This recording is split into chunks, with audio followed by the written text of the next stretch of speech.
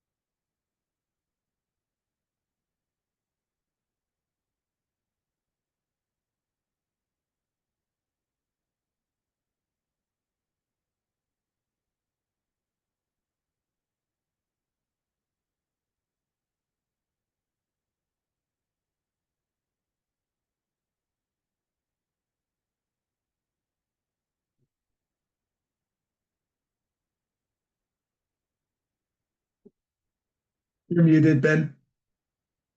Thank you. Looks like we had some more folks join, and it does look like we likely have a quorum.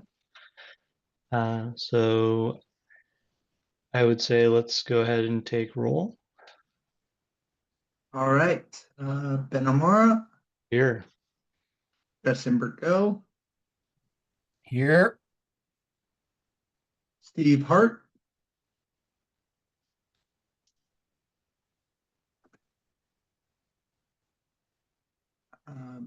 Dennis Boucher, Here. Ray Shipman,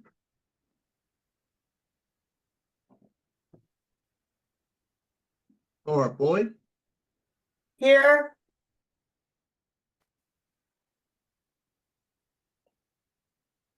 and then Shaylis Desai, Yes, here. Ken Nelson, Here.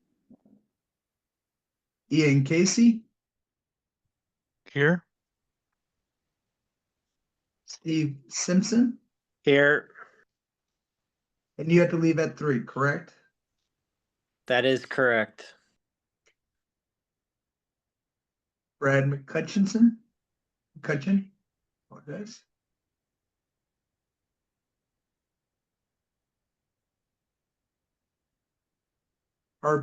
Pete Sendhu,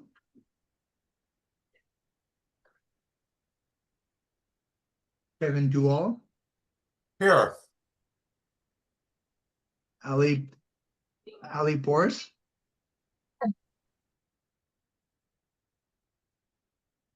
Jonathan Jones,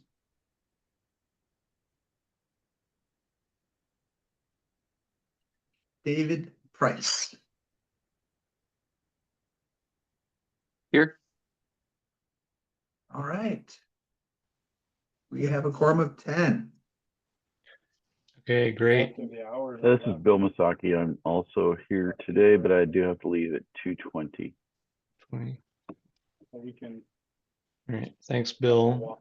Yep. All right, thanks everyone. I am hoping that this will be fairly short meeting and will not need to take the full duration. However, the purpose of today, as Brandon had sent out when confirming the time, is to just go through, identify the code change proposals that we had noted in our review, and then also if there are volunteers to help lead those, identify those folks that want to be part of that, and then from there we can allow those kind of Excuse me. groups to take time and figure out times to collaborate on those code change proposals. And we were planning to have this meeting after the council may have determined to open up the proposal period. However, the council meeting last week was postponed due to technical difficulties. So that would potentially be happening at the meeting from tomorrow. So we can, of course, discuss kind of the approach for this, but the proposal window is obviously dependent on the council moving to open that up tomorrow. So with that being said, the agenda is on the screen. And I guess before that, anyone else on the line would like to introduce themselves that's listening in? I'll check in real quick. Oh, hey, Jonathan. Brandon, yeah, Mark Jonathan is present. Got it. Will do.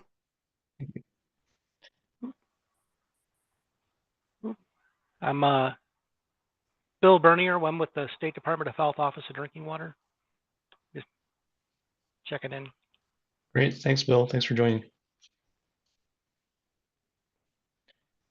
Great, and yeah, I would say like as we go through, like the intent is to define some of the code change proposals that would be forthcoming from members of the TAG, but also could involve collaboration with members of the public. All right, with that, let's go on to the next item to review and approve the agenda. The agenda is on the screen today. Any questions regarding that? Move for approval. Motion from Bill. This is Steve Simpson. I second that. Okay. I do have one comment. Brandon, I noticed that we have an item number 3 here for reviewing minutes. However, there weren't minutes on the meeting information that I could find. Yes, the meeting minutes from the previous meeting are just not quite available yet, so we will not be able to do that part. Okay. So I guess we can just kind of move through that. But any other comments regarding the agenda? All right. All those in favor of approving the agenda as shown, please say aye. Aye. Aye. Aye. Aye. All right, any opposed? All right, hearing none, motion carries. Okay, so as Brandon mentioned, doesn't seem like we have minutes to review for item 3. So I will move on to item number 4. So I guess we could tackle this in a couple different ways, but I don't know if anyone has any issues just at first looking at code change proposals that would be derived from the UPC model code changes, and then look at any potential changes to existing amendments, or we could look at both of them simultaneously and move through kind of by code section as well, would be the other thought I had.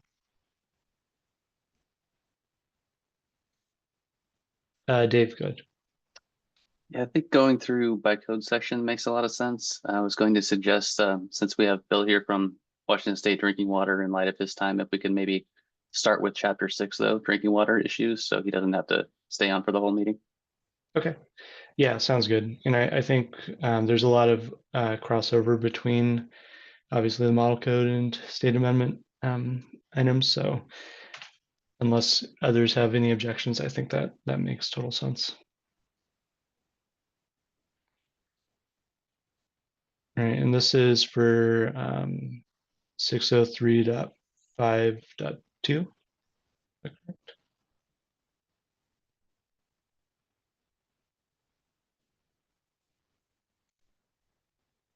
Or 603.5 in there maybe. And Brandon, you're looking at the significant code changes. See, I think it might be in both, but we might need to go to the state amendments.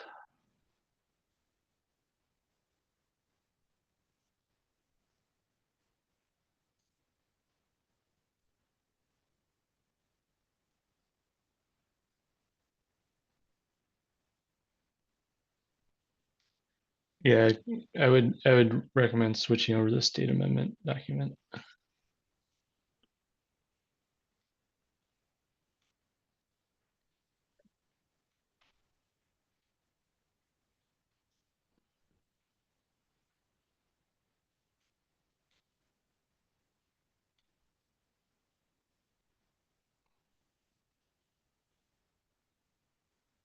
And Dave, this is for 603.5.12, is that correct? That was the specific one we talked about getting state DOH involved with, but there are other ones here that we might want to also use Bill's expertise on. Okay. Yeah, we can go up. I had a couple sections noted that we had discussed in here. I guess starting with 603.2. If we want to scroll up to that one, or Bill, feel free to jump in regarding what you're seeing on some of these sections.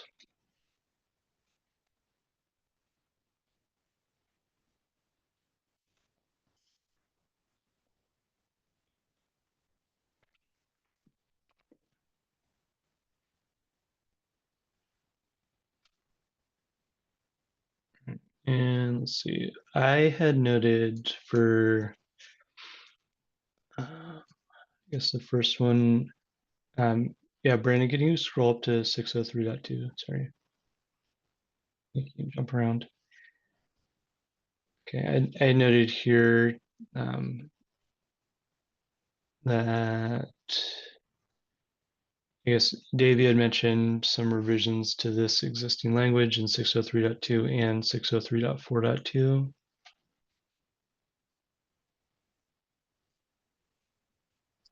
Yeah, that's correct.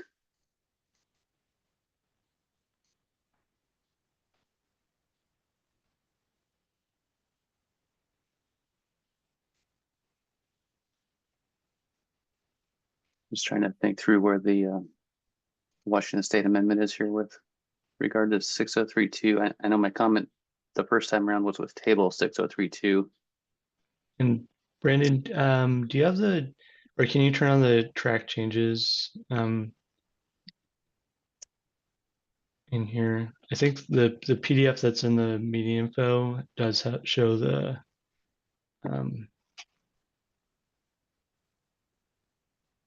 strikeouts.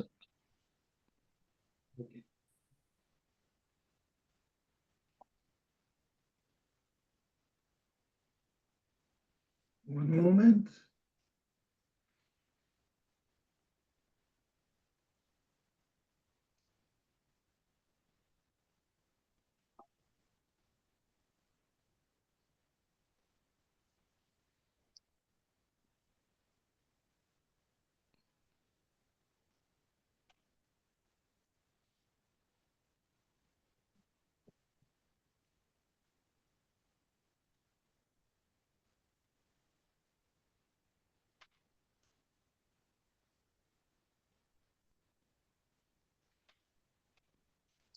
And I guess the model code change, it looks like, was to the last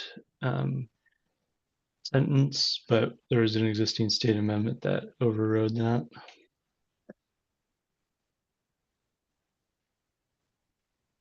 Okay, right. So just saying tested in accordance with Washington State Department of Health instead of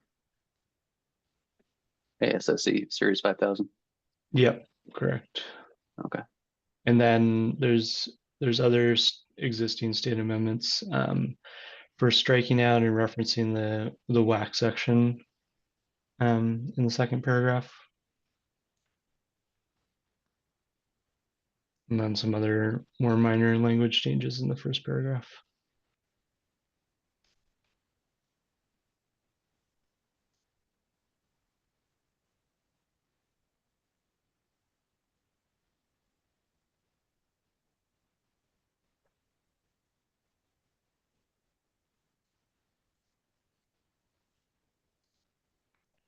All right.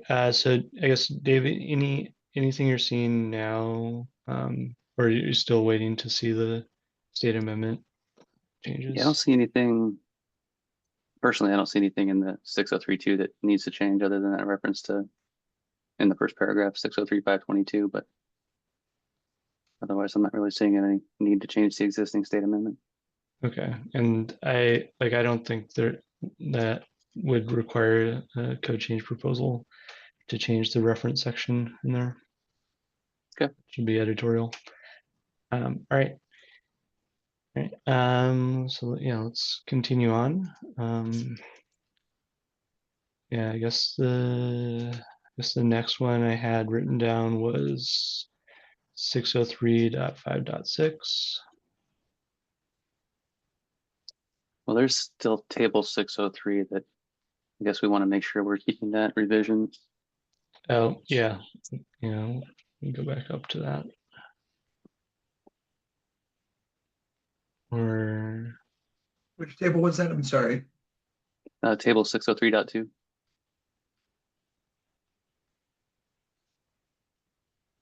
yeah, that would be in the model code changes.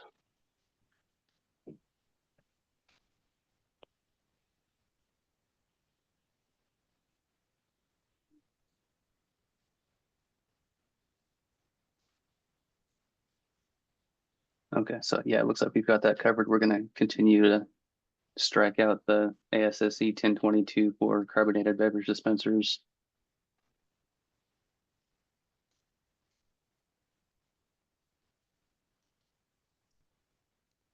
Or should be striking it out in state amendment because we have another state amendment in 603.512 that says an RP is required.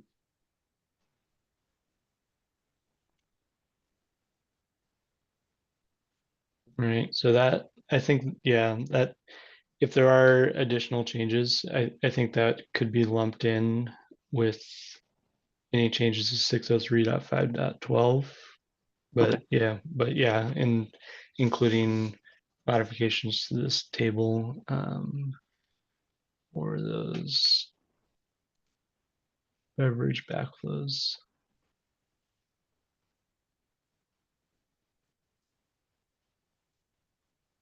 And then as far as the other revisions to table 603.2, I don't think there were any other concerns about those model code changes, if I recall. Bill, this is Brennan. Do you want me to bring over a Word document that has the email you sent back to David Price?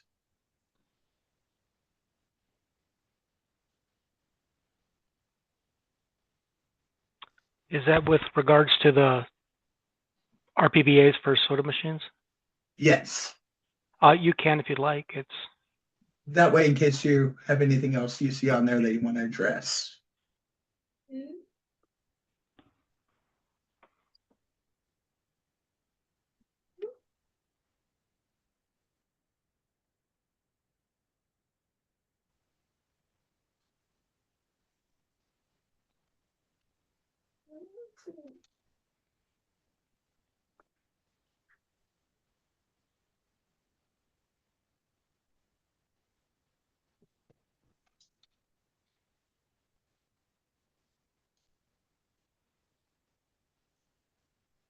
Were there questions about that, or do you just want me to explain what I wrote? If you want to kind of just explain what you wrote to Dave, so that way everybody has a general understanding of where you're coming from and why your feelings on the matter.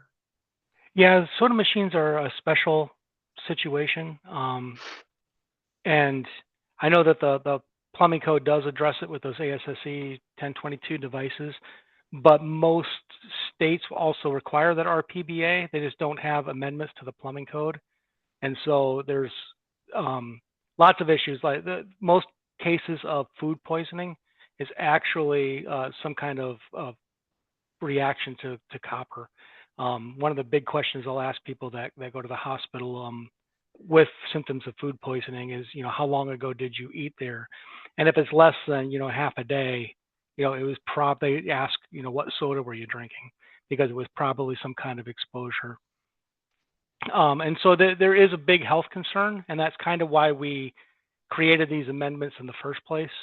And I attached the USC Center for Hydraulic Research and Cross-Connection Control paper that they wrote on it, really explaining very well why there's a concern, and why it does need to be a little bit more than you know, a non-testable device that may or may not be installed right, and definitely probably doesn't have any kind of maintenance done on it.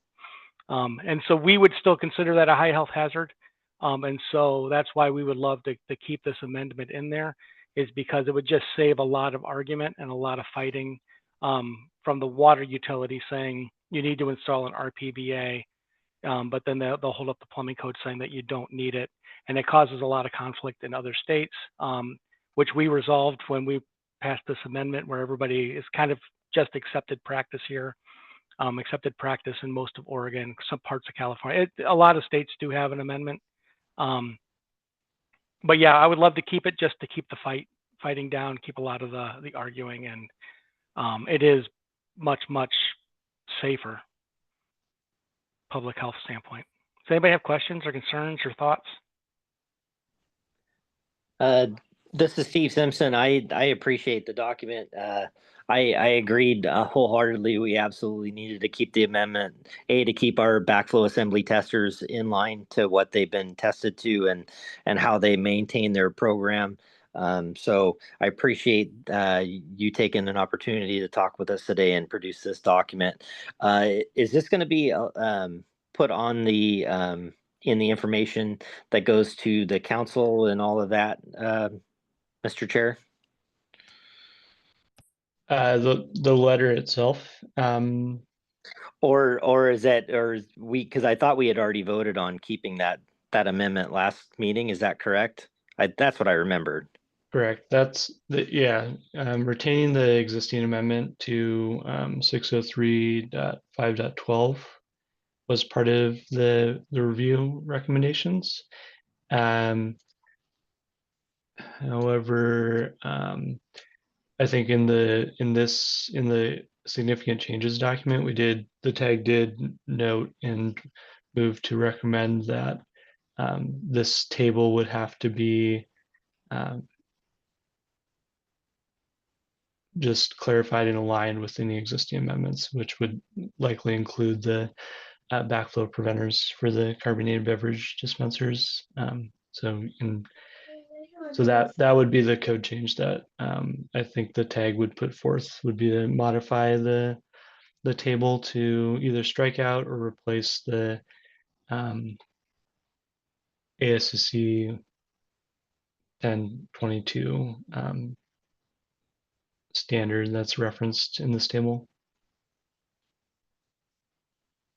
So so in short, like the recommendation is there. I think the letter is a great clarification, provides a lot of good background. I don't know if it'll be appropriate to send it to the council, but I think it's handy to have in the case that there's any additional discussion. So I guess, Brennan, we might consider including it, but I don't know if it's totally necessary or how much the council is going to have time to review that tomorrow. No, and Ben, that's not what I was getting at. I would just like to see it left in the documents on the plumbing tag page is all I'm getting at. Just leave it within the plumbing tag review documents, if that makes sense. Like we had the code change documents, and just leave it on the plumbing tag page, because the council members, like you said, are probably not going to worry about that letter. Yeah, and I think probably the best place to include it is with the code change proposal for this the table 603.2, and having it as part of that the proposal form, and then it'll be linked to that. So I think that's would be a great way of tracking it, in my opinion. But I don't know if any others have other thoughts on that. Sounds good to me. All right. Thanks, Bill, for providing that information, and thanks all for discussion here. I guess are there any volunteers on who would like to be part of the task force for the 603.2 table? And I guess we'll go there next, but 603.5.12 for that section. Yeah, I'd be happy to write something up, and if Steve wants to help me, that's cool too. All right. I guess initial thoughts, Dave, are you thinking about providing this modified direction for the beverage dispensers in that table, or would it make more sense to strike it from that table? Yeah, I think it probably makes sense to replace it with RPBA, and that way it's not somebody trying to look for something in the model code that doesn't exist in our code. At least they can find it and see that, oh, they changed it. It's Yeah, a little easier to find. sounds good. And then for 603.512, we need to figure out if we're comfortable with the ASSE 1032s and 1024s for ice makers and copy machines, which I'm not sure we are, but that'd be another part of that discussion. Okay. All right.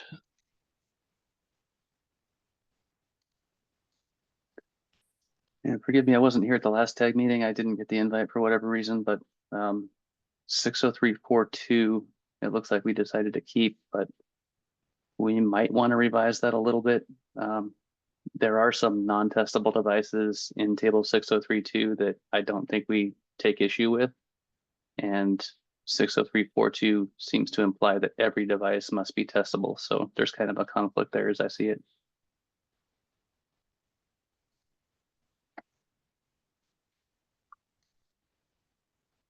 Yeah, do we want to take a look at that section? Maybe that was 603.4.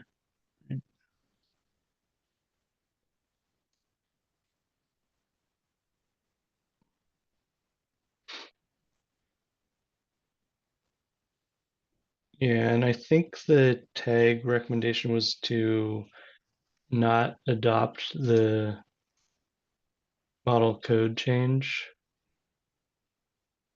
Right.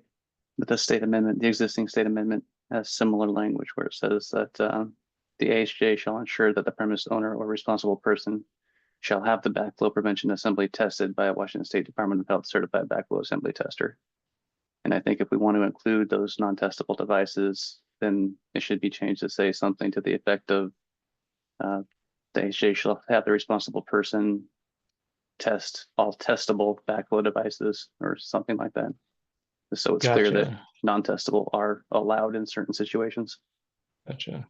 So would that depend on the outcome of you're kind of digging into if the 1032 or 1024 devices would be acceptable? That could be part of it for them, but there are also 1035 devices for lab faucets that are currently non-testable and allowable by table 6032. Steve, good. Yeah, so maybe it would be better to go through that table one at a time to find out which ones of these testable devices we're referring to, so we're all on the same page with Dave.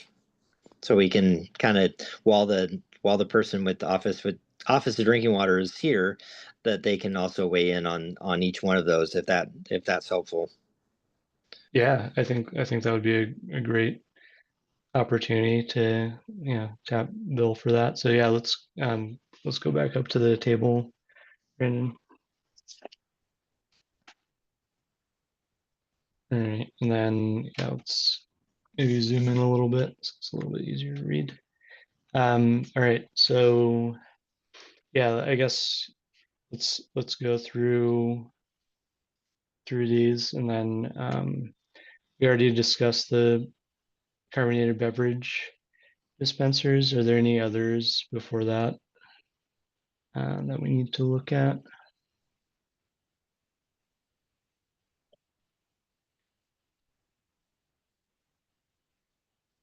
I don't think so. And then the chemical dispensers.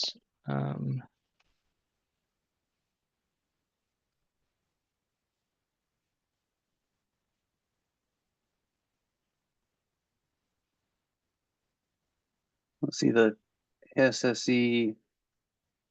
Do we want to go through the whole table or just the model code changes part of it? I guess Steve, your recommendation was just to go through all of them to see if there's any that. Yeah, that way when we're looking at them, we know, because I'm not sure. I'd have to go through and cross-reference what a 1055 is, an ASSE 1055, because it doesn't match with any USC device. Normally, the chemical dispensers it's going to be considered a high hazard. But I'm not sure. I'd have to go cross-reference what a 1055 is. Does that make sense? Because we don't use these numbers. That's my issue with just blanket approving or disapproving some of these. So we all are on the same page, if that makes sense, Ben. Yep. All right. Bill, go ahead. I just wanted to share that the 1055 is those integral air gaps, and they also include the flux gaps, the elastomeric gaps. And I would say 25% of my cross-connection control specialists don't allow those elastomeric gaps. So there is some conflict out there in the world with the 1055, ASSE 1055. A lot of states have, and we're going to be adopting a guidance soon of recommended practices, but they do get, there's lots of problems with the 1055 and the plumbing. You know, IAPMO does recognize that, and they are working on ways to try to figure out how to get around their recommendations, because their recommendations are really bad. So I'm just throwing that out there, that there are some issues with 1055. Whether or not the cross-country control specialists for the public water systems are doing anything about it is, you know, like I said, about 25% of them are. But just sharing.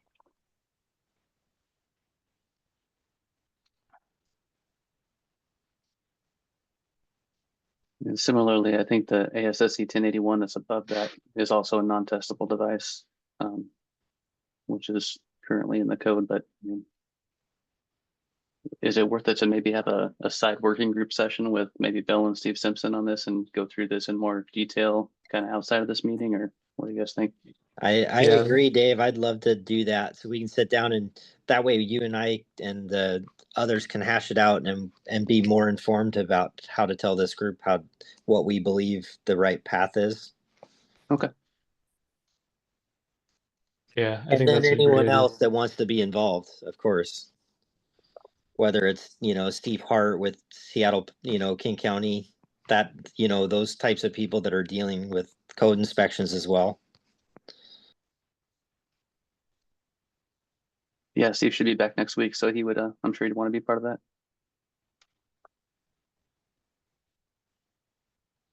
All right. Anyone else here would like to be included into that discussion for that, you know, kind of backflow task force? Yeah, Ben, Bill Masaki, you can add me to that list as well. Yeah, like all the Steves and all the Bills in there. Well, I saw that guy with the Buckeye hat on. He can't be all bad, so.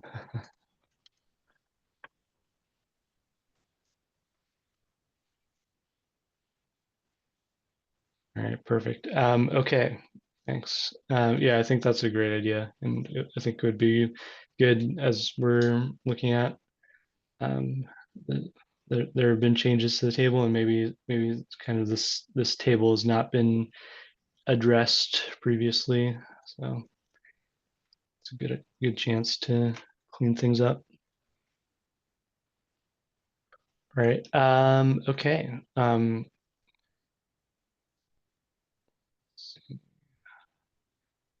Anything else, Dave, that you think we need Bill for specifically?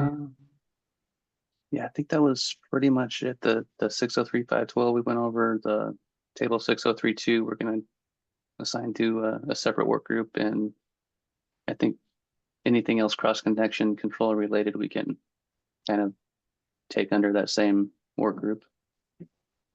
Okay, I had noted 603.5.6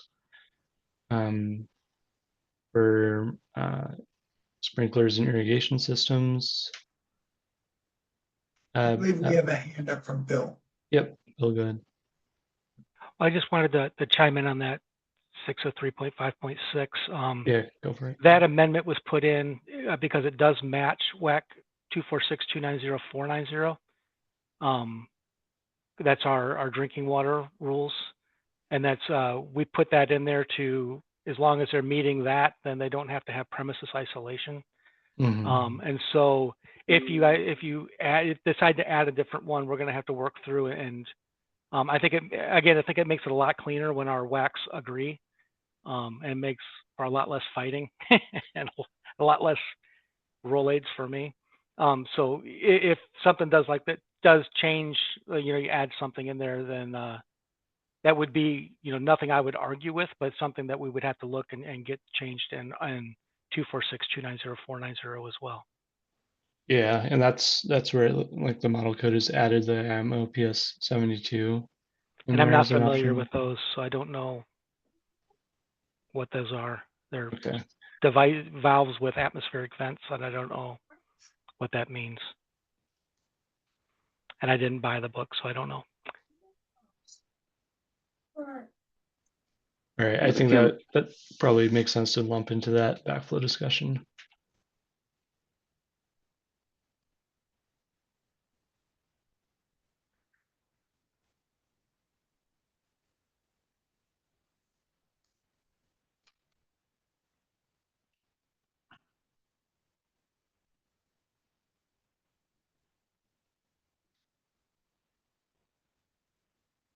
Other than that, I'm not seeing anything in chapter 6 that we need to build a stay on for. We just need to connect outside of this and work through it. All right. Okay, sounds good. All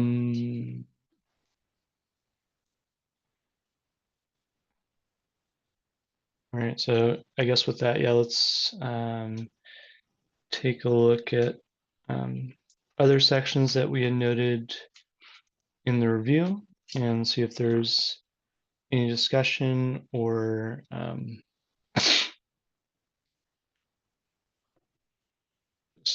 clarifying kind of what the intent for the code change proposal may be. Let's see. So I had a couple written down based on the reviews that we went through, but others feel free to jump in as we've been doing to point out additional sections. Let's see.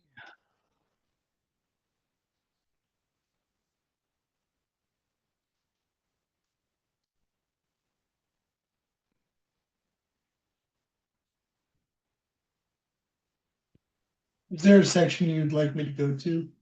Yeah, I was just checking. I guess the first one I had was 508.2.2 for electrical power requirements.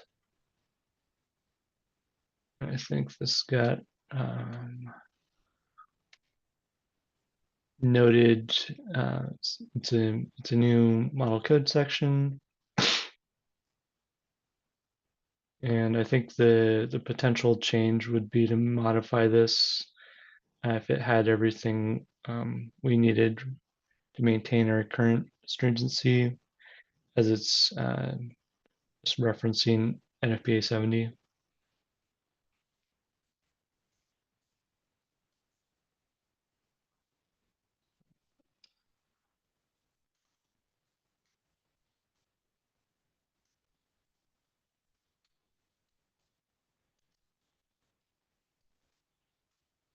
And I think Dave, you and Steve Hart had kind of discussed this briefly, but I don't know if you had any other thoughts on looking at this again.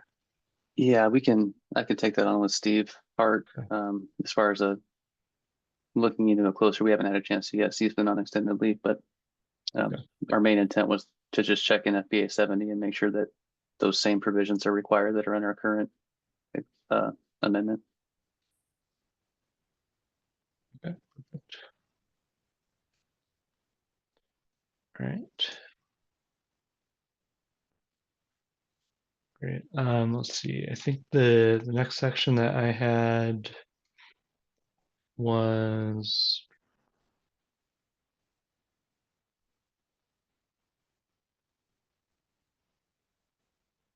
607.2 for pressure vessels.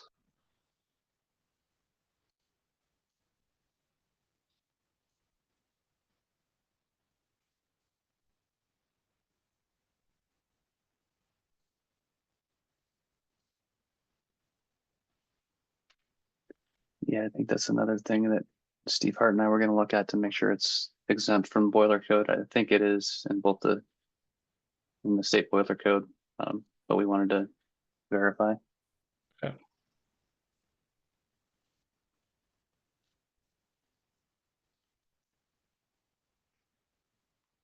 All right, and then the next one I had was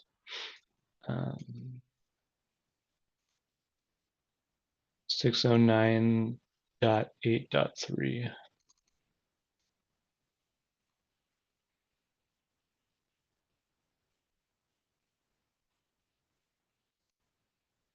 And this might be a state amendment only section. Yeah, I think we wanted to look at this and make sure it didn't conflict with the energy code. I don't think it does, but just needs a little more research. Right, right.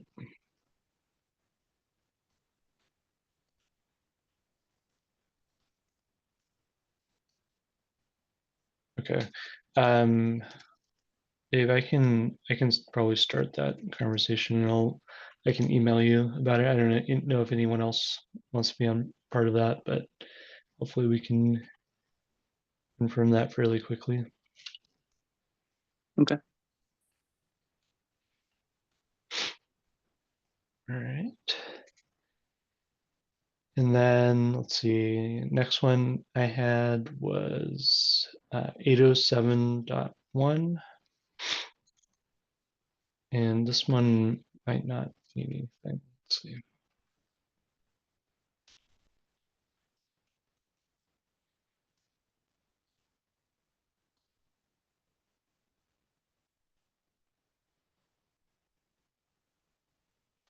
And I think the tag recommendation was just to not adopt this model code change. Isn't it very Right. similar to section 704.3 where we struck that one as well?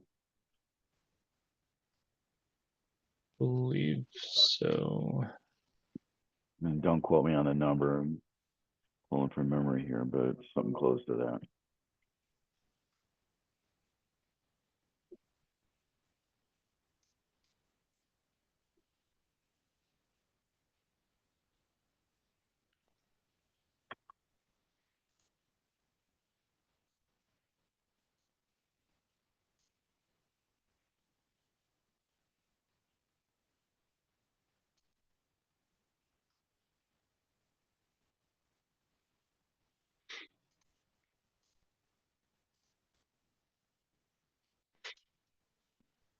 Yeah, I think you're right, Bill. I think that is a similar section.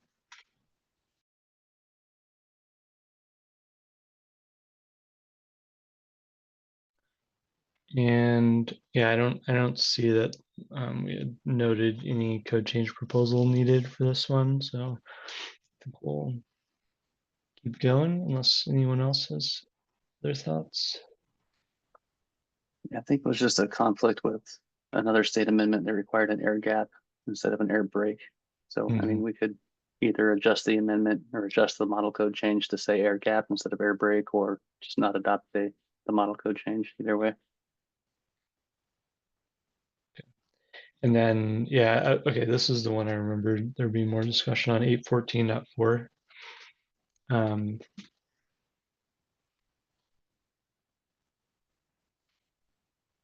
Regarding the multiple appliance condensate drain requirements.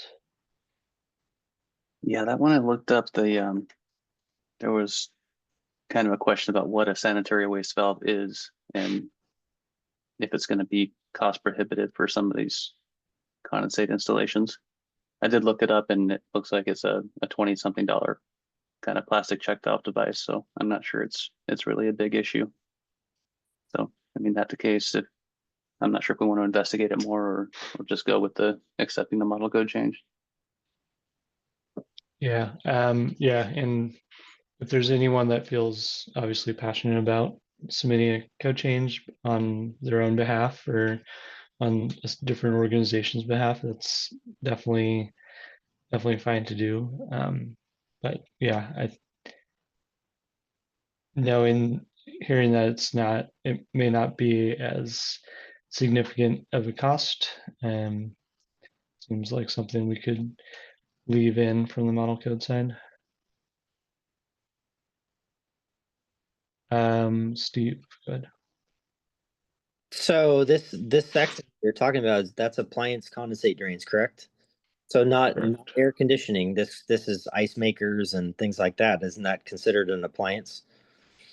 And like the mechanical code, and I think the UPC also use the term appliance to refer to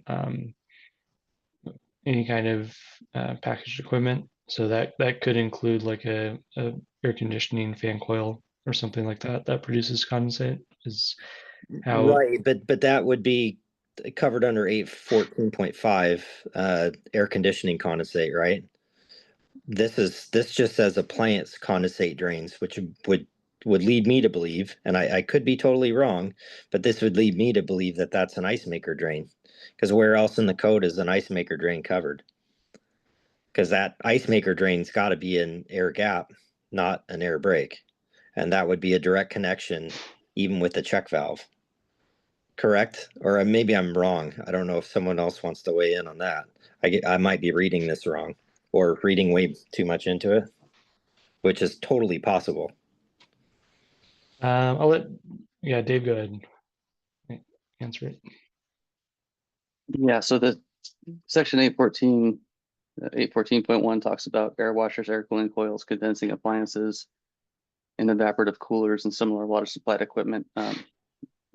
In my reading, that would be more mechanical devices, and beverage dispensers like ice makers are covered under, I believe it's chapter 6, but it's in a different section. I'd have to look it up real quick. No, thanks, Dave. I'm just trying to scroll through, keep an eye on the screen, and look at it. So yeah, no, I think the model code is okay, because once again, for those types of equipment, we're not worried about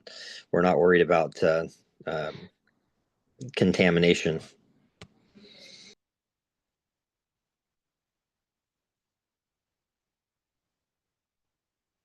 Gotcha. Okay. Sounds good. Actually, I think that's fine, and I think it might be something where, like right now, the report is reading to the tag recommendation was to not adopt the model code changes to 814.4.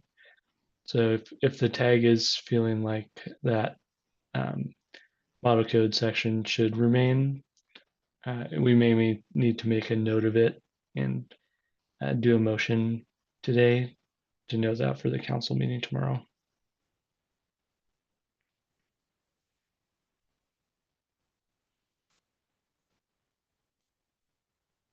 Yeah, I'm okay with keeping the model code change, knowing that sterilizers, beverage machines, things like that are covered in other sections. All right. And that's a motion for me, Dave.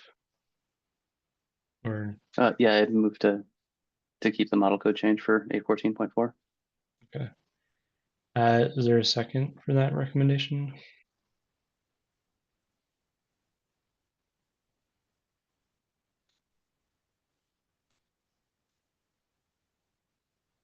And it looks like, just side note here, 801.3.3 covers ice makers, ice storage bins, or air gaps on the drainage side. Yeah, Ben, I'll go ahead and second that. All right. Thank you, Bill. Any additional discussion for this motion that we're looking at? All right.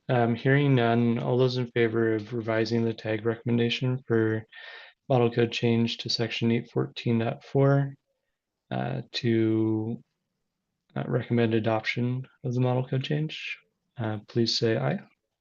Aye. Aye. Aye. Aye. Aye. Any opposed?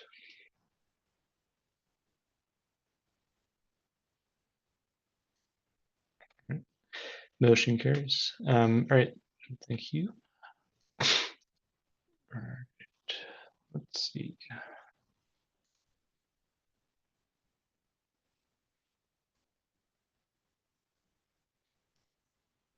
Okay, once you get through that, Brandon, the next section that I had was for section 911.1. And my note was that we were recommending that potentially a change to the existing state amendment may be needed. Would you like me to display that now with track changes? Yeah, that'd be great.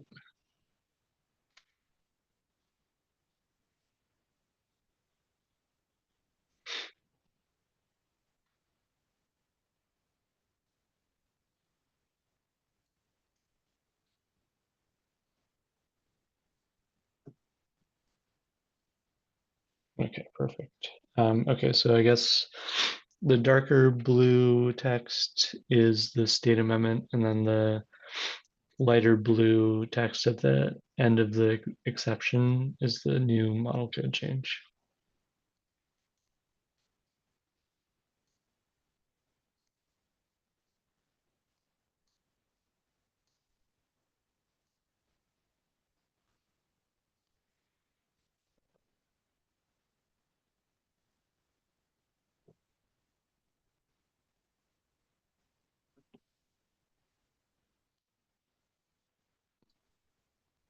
Yeah, it looks like there's a way we could drop the new model code language into that exception and keep the state change.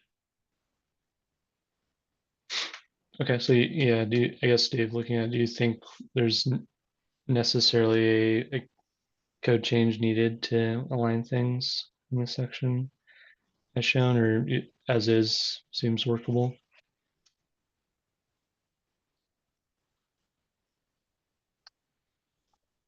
Yeah, I'd kind of like to defer that one to Steve Hart or someone else because I know he's an expert on circuit event and I'd hate to overstep his knowledge on this topic. Okay, I guess I can follow up with him following the meeting, and once he's back, and I'll include you on that. But we'll see if he thinks there's a need for it, and then take it from there. Yeah, that sounds good. Okay.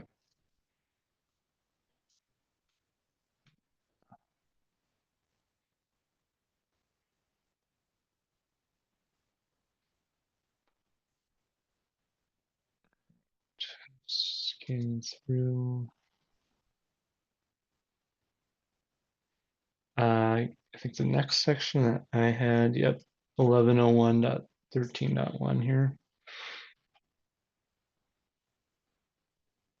And I think we had discussed modifying the existing state amendment language to just align with the model code change.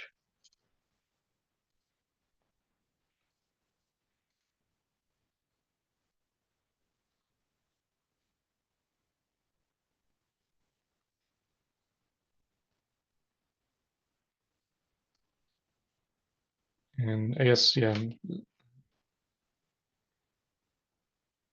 and since the model, or I guess the state amendment is really rewriting this whole section, I'm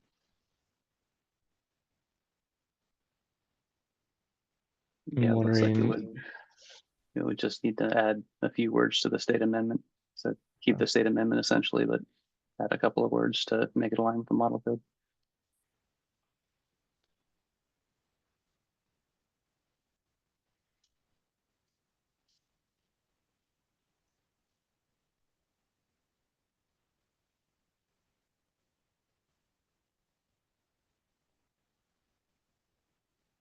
Got it. Okay.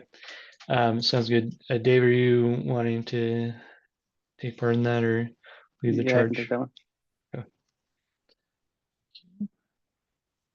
Unless anyone else wants to. I don't want to take them all.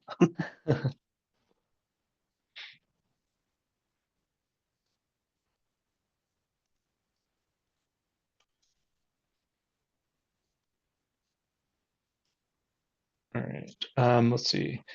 Next section that I had noted, so let's see, Brandon, if you find any more, was 1603.2.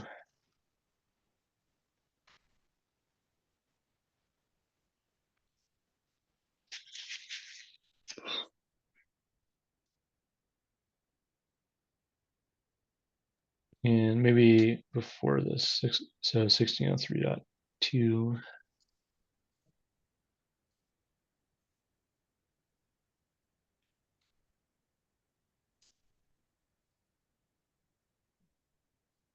This was the one that we were trying to find where it used to be in the UPC 2021 edition. Maybe, yeah, I'm wondering if I'd down .2 and I should have had .20. Yeah, and I think we did discuss that, and I don't believe that we had found any existing language for these diverter valves or diversion valves, is my recollection. Yeah, it looks like this is a new definition in chapter 2 and also a new section to chapter 16. Okay. And then, yes, are there any like USC requirements or others that would impact these types of valves? You're aware of, Dave or Steve?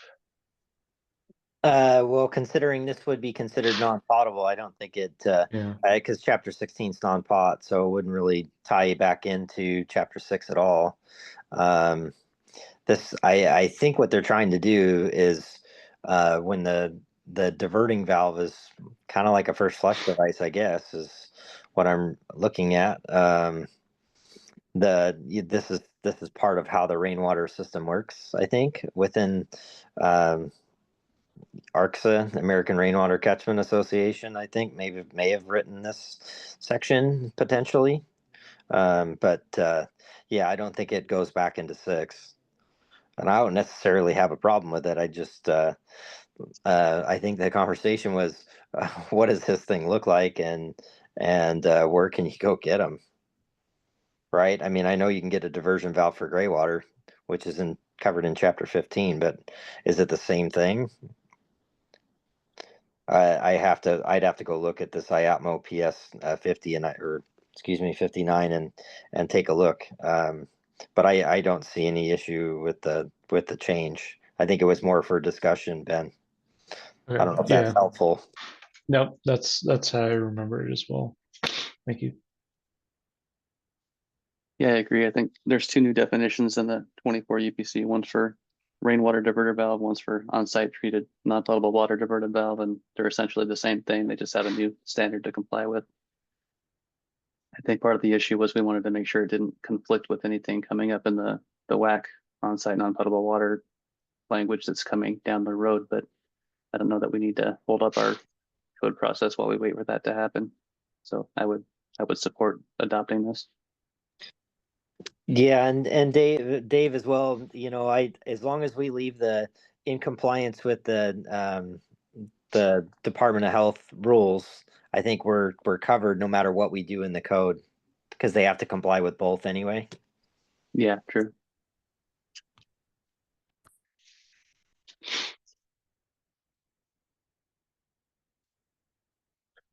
All right. Okay. I guess the next section that I had was the reference standards in chapter 17. And I guess we had discussed this actually during the committee meeting a couple weeks back regarding what may make sense. So the issue is that for the state amendments that we issue like insert pages for the changes, and up to now we have not issued insert pages for reference standard tables. However, except at the end for like the added WAC references, and I think that might be the only change. But if there's sections that are being referenced in the model UPC table here that, like, for example, for like natural gas piping or something like that that we strike out from in state amendments. So basically the table is referencing a section that doesn't exist in the state code. I guess it was discussed if there is a method that someone wanted to propose to either like publish a new like table sections or holistic table or some other method of conveying um, the correct references, I guess is kind of what I want to say. But yeah, does that make sense? And I think we had discussed it in our tag meetings a little bit, but yeah, I guess I'm wondering if anyone has any good ideas on how to approach that, or if they want to um, have a work group to look at that, or if the tag feels it wouldn't be of value in the current presentation of the code and state amendments works well for this.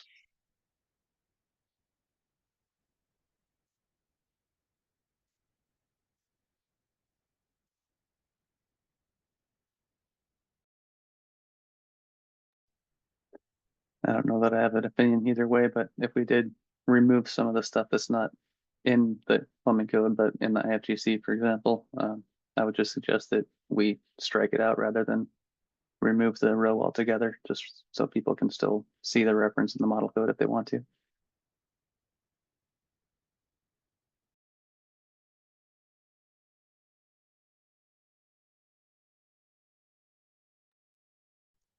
Got it. Yeah, thank you. And like I guess right now the way the insert pages are being issued, I believe it just provides like a one-page thing adding a WAC reference.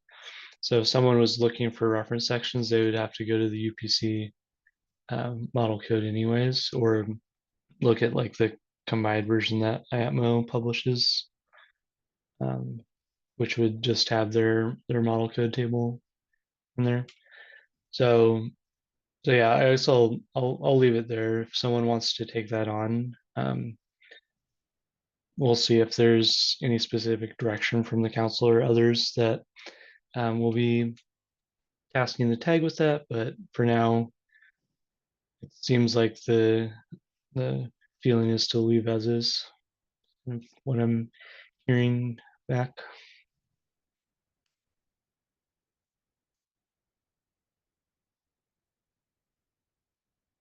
All right.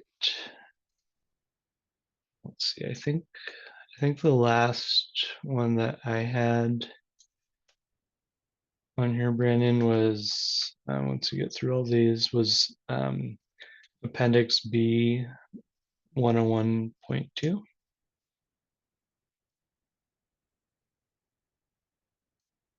This would be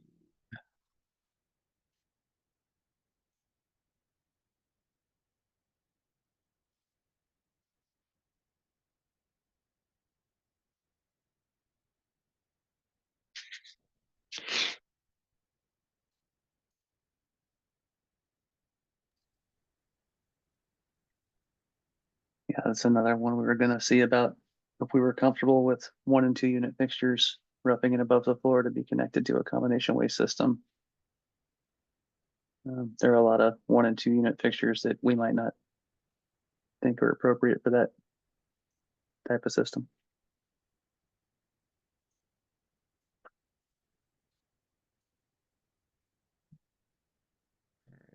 okay. So Dave, sounds like you're interested. Steve, go ahead. Yeah, I'd be interested in that too, because I think there are absolute fixtures that you wouldn't want in a combination waste and vent system. Those are primarily your grocery store type stuff. With that code change, you could potentially see the deli or another department using that combination waste and vent as their waste and vent system, which would not necessarily be a good thing, in my opinion. So yeah, this would be something I would want to look at.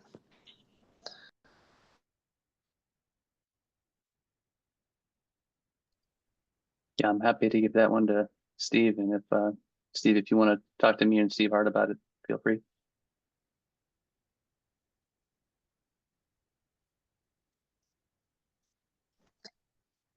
Yep. Okay. All right, great. Brandon, you can keep going, but that was what I had noted down. Was there anyone else that had items they wanted to look at or um, identify for tasking out for additional review?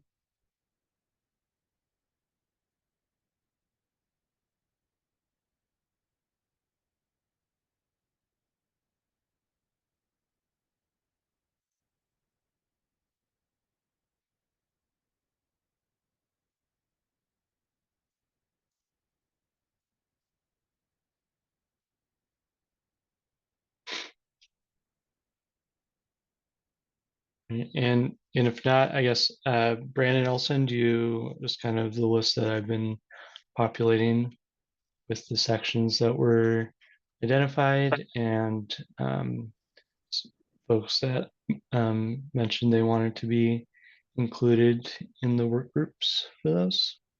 Perfect. And then you can share it with the rest of the tag.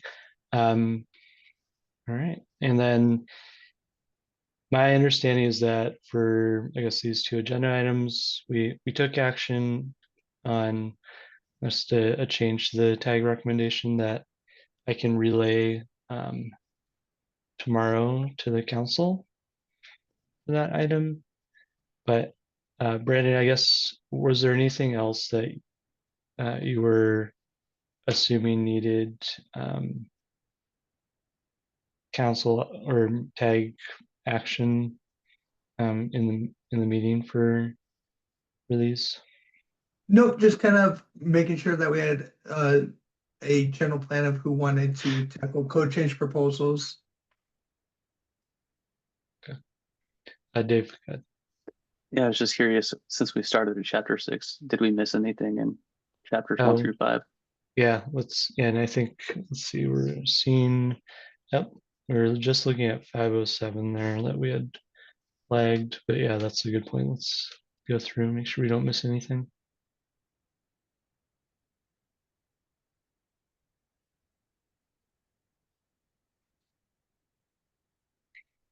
So we talked about that one. 507.5 and 506.6, or 5, I guess 507.5.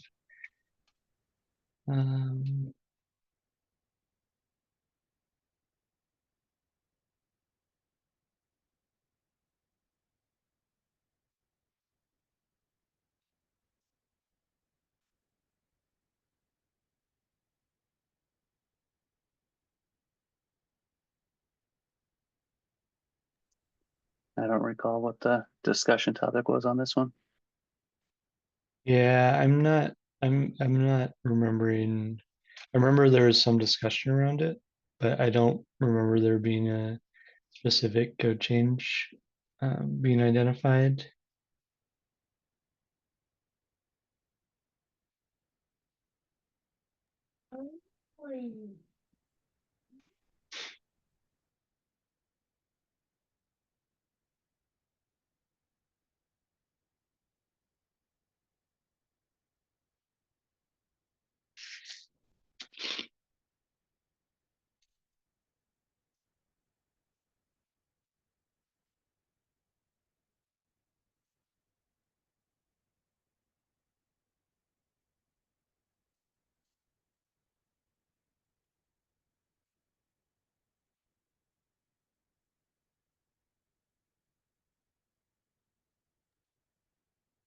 I'm not really seeing anything in the new model code language that I would object to. It seems like it just moves some of the meandering paragraph into bullet points.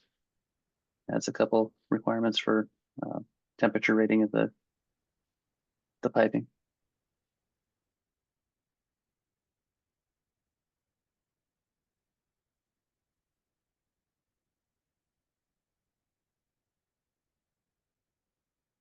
Yep, I'm with you there, I think. So I think yeah, I guess we may need to adjust the tag recommendation here if we don't have consensus on what a potential code change may need to be for this one.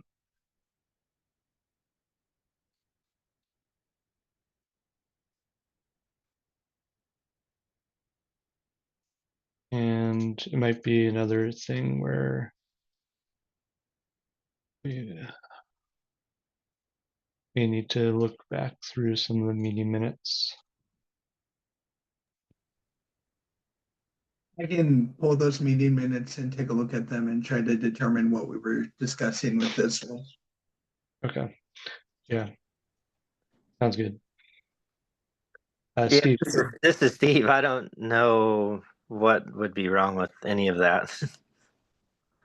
That's just my opinion. So I don't know what we were talking about, but I don't know that we need to change anything that I'm seeing there. Yeah, I agree with Steve on that.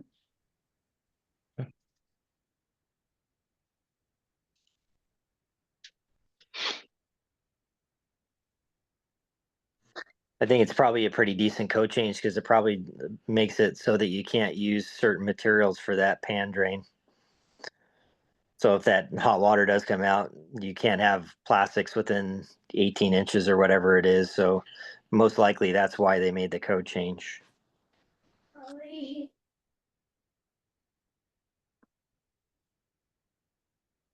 And I don't see it in the meeting minutes for the April 3rd meeting where we went through it. I can go ahead and check my notes for those specific meetings to see if I have the rec Okay. or check the recording for that specific one. Okay.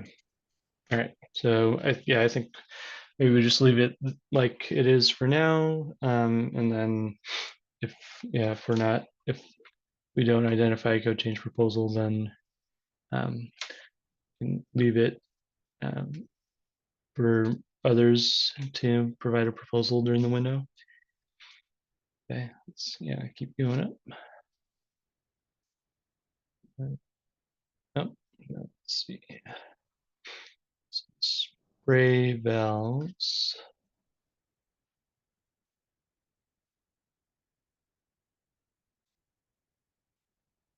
I believe the proposal would be to align the flow rates indicated with current state code requirements would be my guess.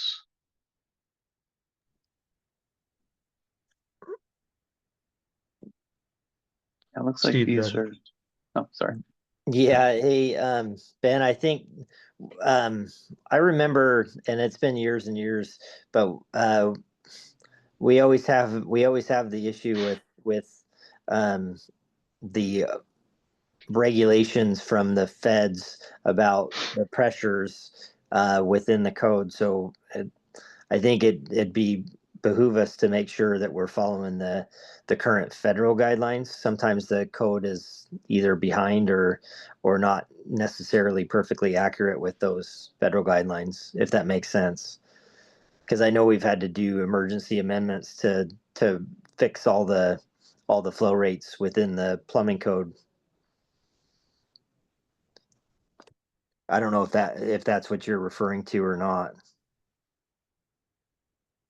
Yeah, I think that's some of it. And Dave, I don't know if you had any comments on that as well. I was just going to mention the flow rates here in this table on the model code are actually more stringent than the current state amendment. So I'm not really seeing an issue with that, but yeah, it's probably a good point to check and see if there's any national regulations, although it seems like, I don't know, seems like IAPMA would be following national regulations if there was such a thing. But who knows?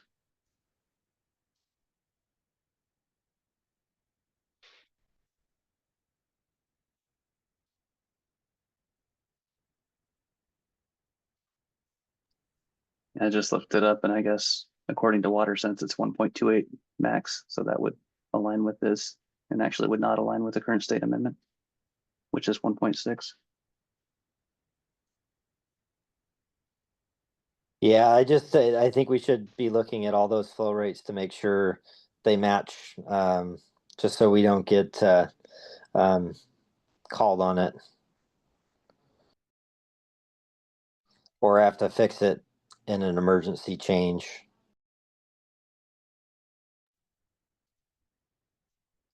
All right. So yeah, I noted that as just a review item that may require code change or at least modification of the state amendment.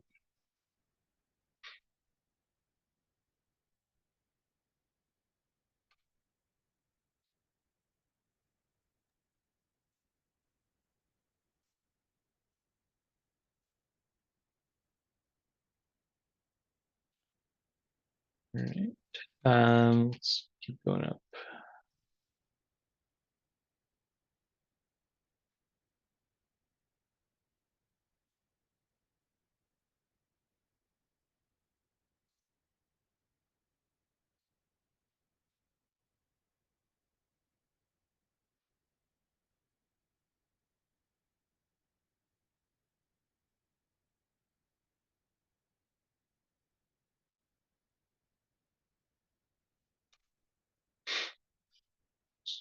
Shower stall.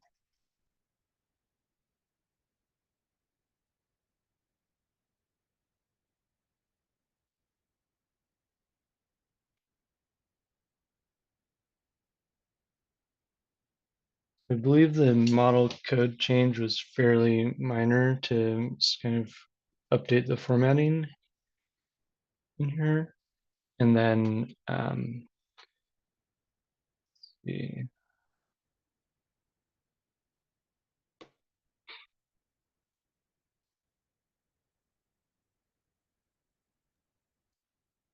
This looks like another one where the current state amendment is kind of a long paragraph, and this is another case where they just break it down into bullet points. So probably just someone going through and seeing if our state amendment needs to be updated to match, or we just adopt this as is.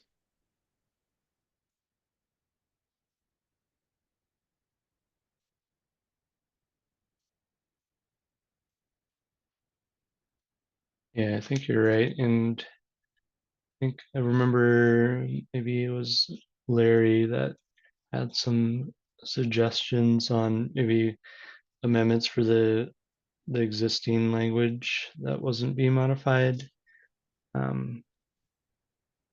If I remember right, Larry was having contentions with the size that it would bring it down to.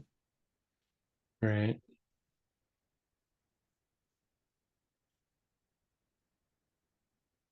I may mark it as something that if you would like to submit a proposal regarding that, I think it would be great if you could start look at potential language for that. If you had something that made sense to him.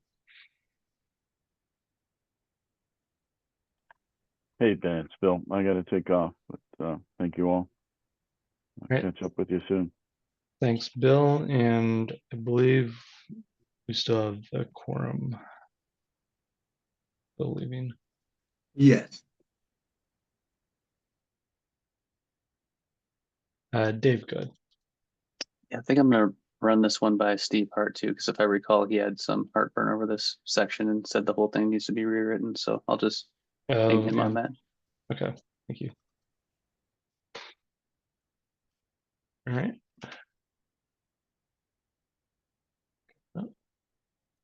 Um, 408.3.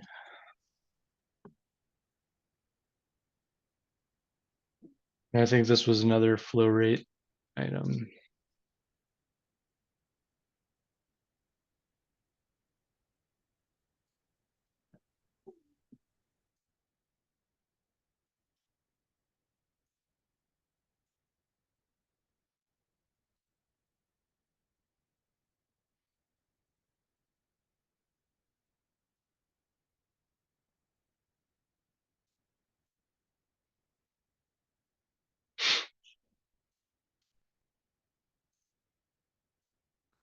I'm gonna lump it in with the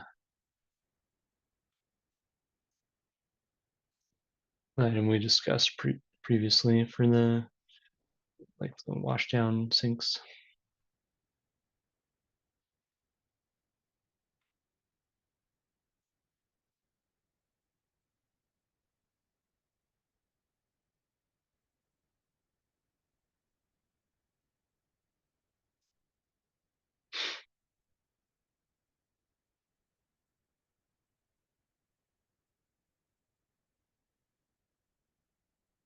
It's 313.1.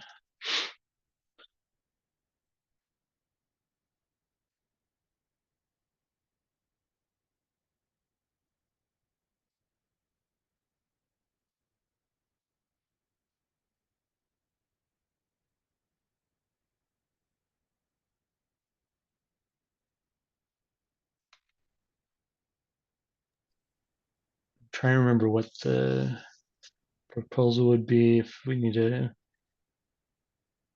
adjust the seismic reference or other language.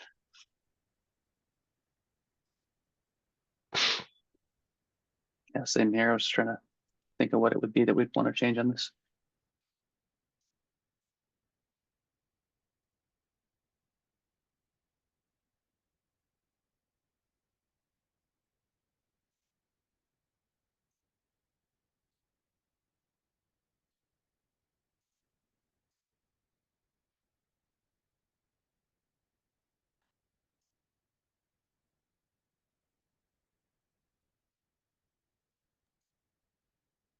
So I am seeing a, sorry, Nope, I'm go seeing for it. a Washington State amendment that has seismic provisions for water heaters. So I'm curious if this would kind of supersede our own amendment and move it to the building code and kind of override our own amendment to the seismic for water heaters. Maybe that was the concern. Yeah, and I guess this does cover piping, tubing, fixtures in addition to appliances. Steve, go ahead. Yeah, no, yeah, I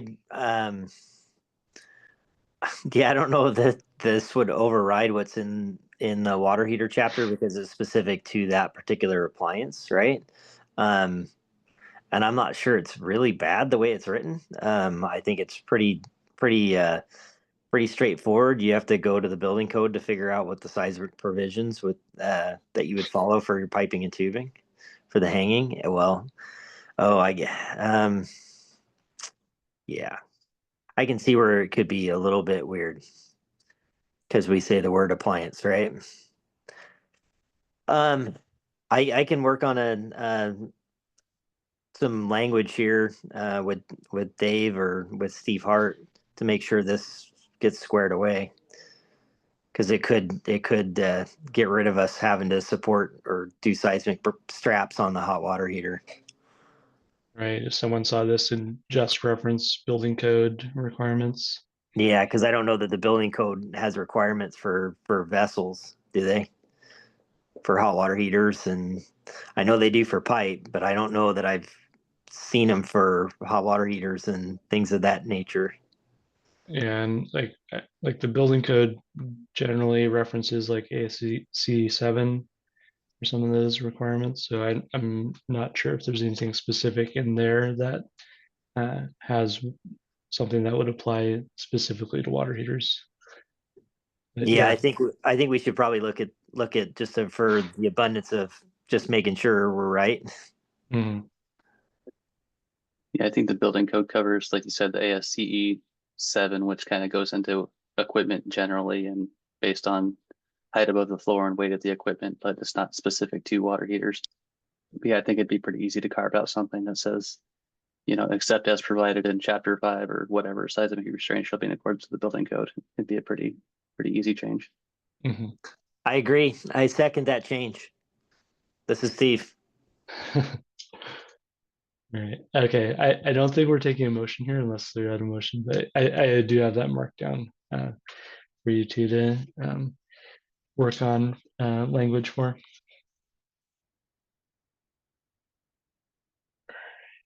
And then the section above, that seems pretty straightforward to remove the reference for fuel gas piping.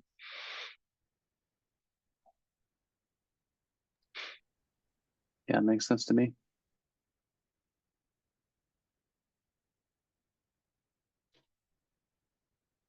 Okay. Going up, Brandon. Oh yeah, mass timber 301.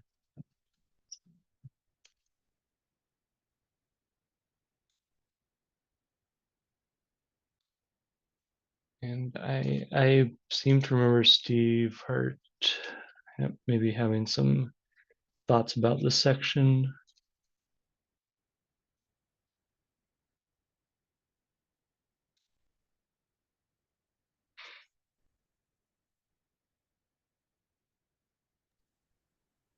Yeah, I think you're right. I think we were trying to open it up to more than just being designed by a licensed plumbing contractor or a registered design professional. Steve, good. Yeah, so I think this is in conflict with the labor and industries rule of what a plumber is allowed to do. You know, it says it right in our charging language that we're capable of designing plumbing systems. So you would this would be kind of in violation of another rule with labor and industries as far as plumbing and plumbing systems, who can design them. I think that's what Steve was getting at. Yeah.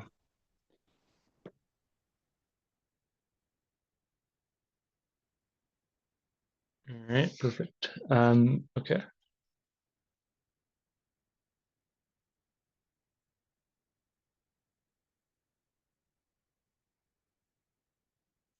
Going up. Let's see, was there anything in the definitions? Okay, and then Steve had one up here for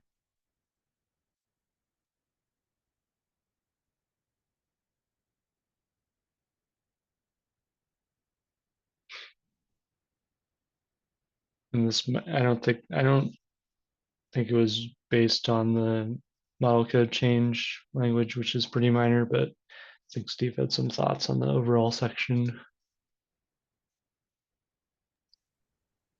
Yeah, I agree. That's what I recall.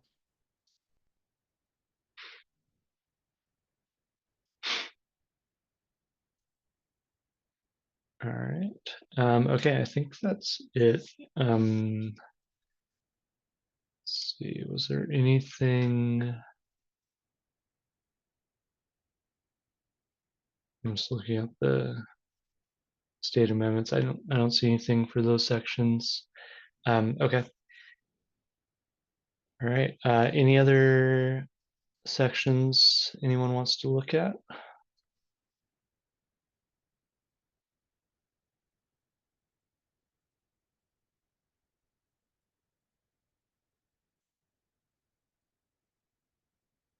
Okay. All right. So if not, I think that's kind of what we wanted to look at today. So as I mentioned, Brady and I will send out kind of a list of sections and topics uh, to potentially be addressed once the code change proposal window gets opened.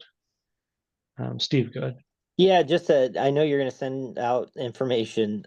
So we've kind of linked this up with some groups, but I don't know that I have contacts for some of the people that are in my group. Are you going to also link us somehow into those groups, or how is that process? Do you believe, how does that process work within the group? And yeah, how does that work? Thank you. Gotcha. Yeah, sure.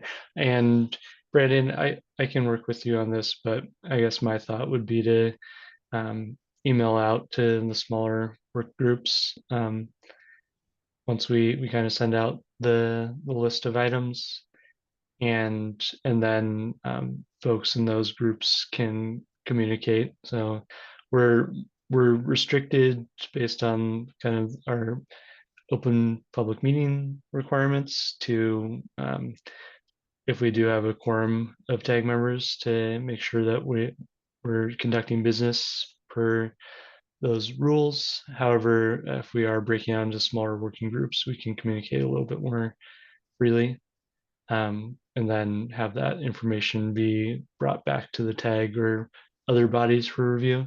So, so Brandon, I don't know if you had any other thoughts on how to kind of break out into the work groups, but that would be my thought. Is we can kind of create email thread or something like that with those folks on it.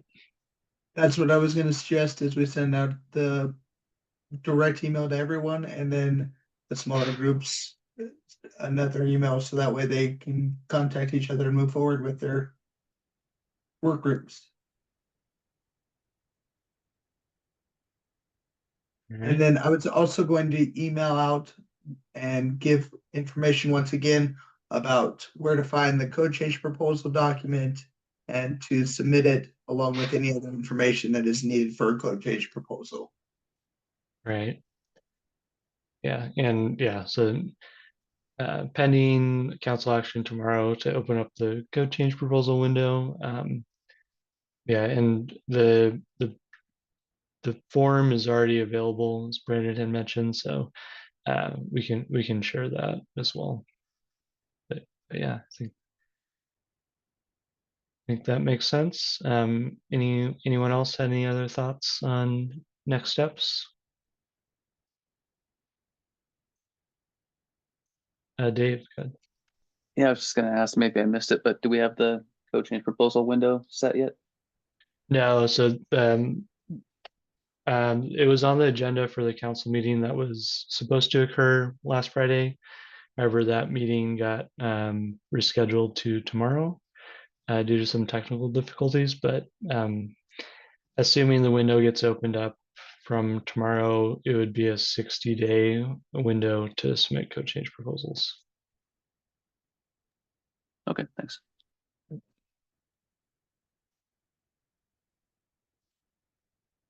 right. Any other questions? Any other business for today?